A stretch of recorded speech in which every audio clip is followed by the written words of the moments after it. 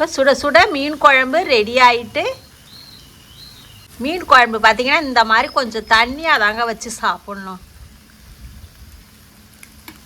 நண்டு மசாலா வறுவல், மீன் வறுவல். ஏன் வாங்கிட்டு வந்ததெல்லாம் அப்படி அப்படியே வச்சுருக்கான்னு வைக்கலையா?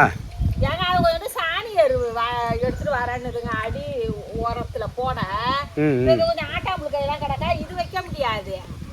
மக்குன எருவா அழுட்டு வரன்னுச்சா, சரி அதை அப்படியே குழி பறிச்சு வைப்போன்னா அதுக்குள்ள எல்லாம் வாடி வதவிடும் போல, அது எடுத்துட்டு வர்றதுக்கு உள்ள அதுதான் தண்ணியை தெரிச்சு விட்டுக்கிட்டு வந்தவொடனே வச்சிருக்கணும். எரு வச்சு வச்சோம்னா நல்லா கிளம்போம்ல. பூவை பாருங்க எவ்வளோ பெருசு பெருசு. வைக்கணும், நாளைக்கு எடுத்துட்டு வரான்ட்டு போருமா தண்ணிய. போறோம் போறோம்.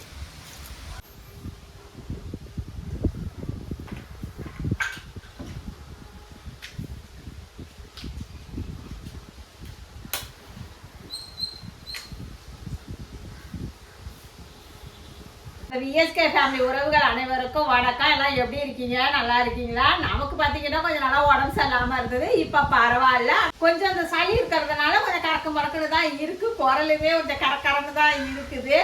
இப்போ கொஞ்சம் பரவாயில்ல. சரி வீடியோ போடுவோம் இனிமேலுக்கு ரெகுலராக அப்படின்ட்டு. சரி சளி இருக்கிறதுனால நண்டு குழம்பு பூண்டு மிளகெல்லாம் வச்சு நண்டு குழம்பு வச்சு இன்னைக்கு சாப்பிட்டோம், சளியெல்லாம் அறுத்துட்டு வரும் வாங்கன்னுட்டு நண்டு வாங்கிட்டு வர சொன்னேன் அவங்கள.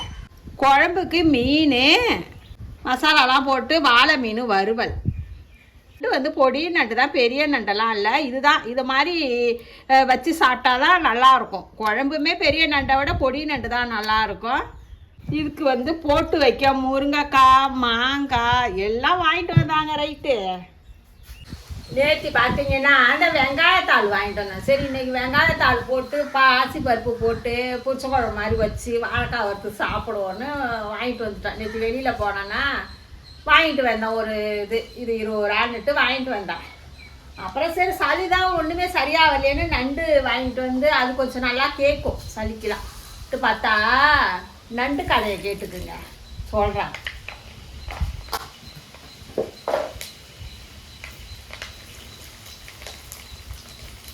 இதில் வந்து வெந்தயம் வெங்காயம் வடகம் எல்லாம் போட்டாச்சு. சின்ன வெங்காயத்தை நல்லா இடிச்சிட்டு சேர்க்கணும். நல்லா அரிஞ்சு சேர்க்கறத விட இடிச்சிட்டு சேர்க்கணும்.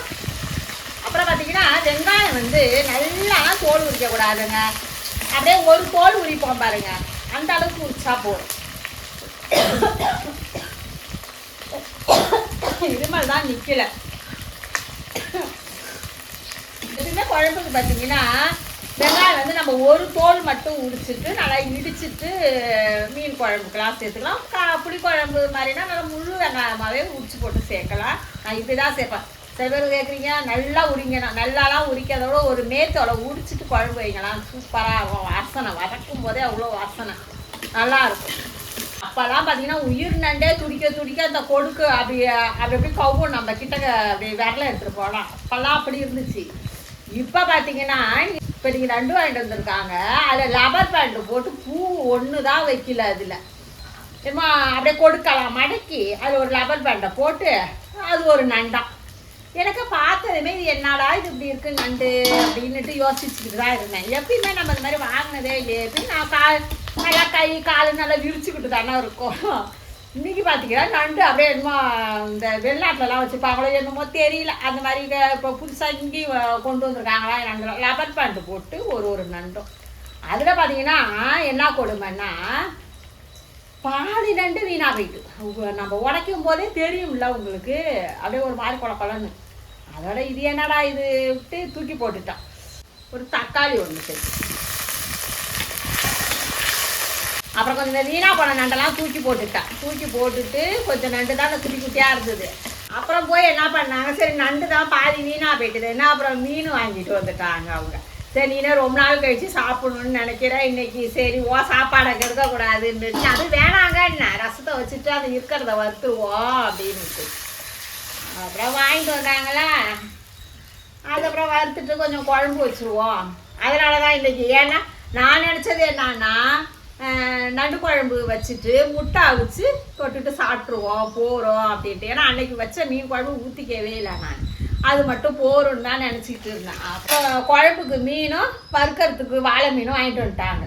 சரி அது அப்புறமா வேணா கொஞ்சமாக வறுத்துக்கிட்டு ஃப்ரிட்ஜில் வச்சுட்டோன்னு வச்சிங்களேன், நாளைக்கு கூட செஞ்சுக்கலாம் அப்படின்ட்டு அன்னைக்கு நான் வச்ச குழம்பு, அன்னைக்கு மீன் குழம்பே சாப்பிடல.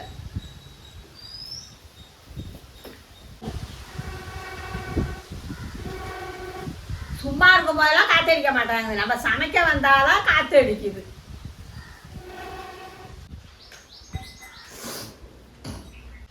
விறகு அடுப்பு மட்டும் பிடிச்சிக்கிட்டுன்னு வச்சுக்கிங்களேன், சூப்பராக எரியும். சிலிண்டர்லாம் என்ன அவ்வளோ சூடு வருது. இப்போ இந்த முருங்கைக்காய், இது என்ன வெங்காயத்தாள் பூ, இதெல்லாம் எடுத்து வச்சுட்டு மாங்காயை மட்டும் வெட்டி போட்டு மீன் குழம்புல போட்டு இதெல்லாம் நாளைக்கு தான் செய்யணும். இதை ஆனால் செய்கிறேன், ஆனால் அதெல்லாம் வந்து சாப்பிட்றானா என்னன்னு தெரியல. ஆனால் கொஞ்சமாக மீன் குழம்பு ஒரு துண்டு போட்டு ஒரு வத்த மீனை வச்சு சாப்பிடுவோன்னுட்டு இருக்கேன்.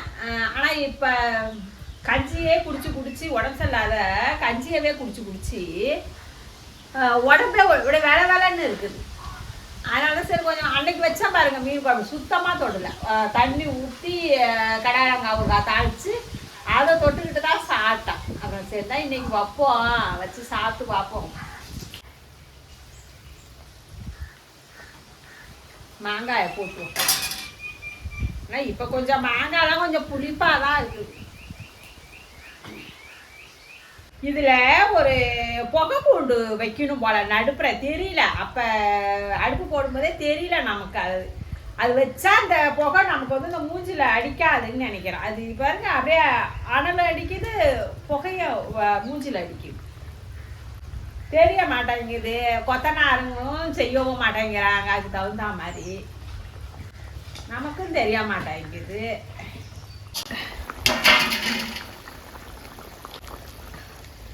இப்போ மாங்காய் போட்டு ஒரு கொதி வந்ததுமே மீனை சேர்த்துற வேண்டியதான்.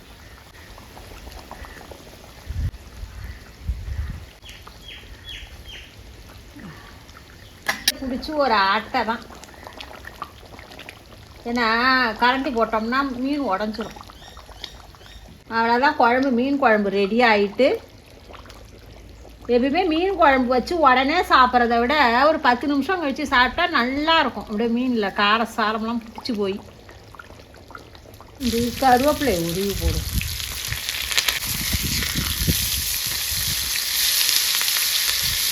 மீன் வறுவல் மீன் குழம்பா நம்ம வீடியோவில் நிறையா போட்டிருக்கேன், பார்க்காதவங்க பாருங்கள்.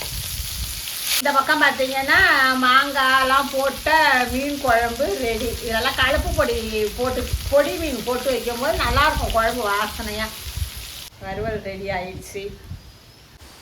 அவ்வளோதான் இன்றைக்கி நம்ம வீட்டு சமையல். இன்றைக்கி அவ்வளோதாங்க. இது பிடிச்சிருந்ததா எப்படி இருக்குது கமெண்டில் சொல்லுங்கள். ரசித்து சமைங்க, ருசித்து சாப்பிடுங்க. நாளை சந்திப்போம்.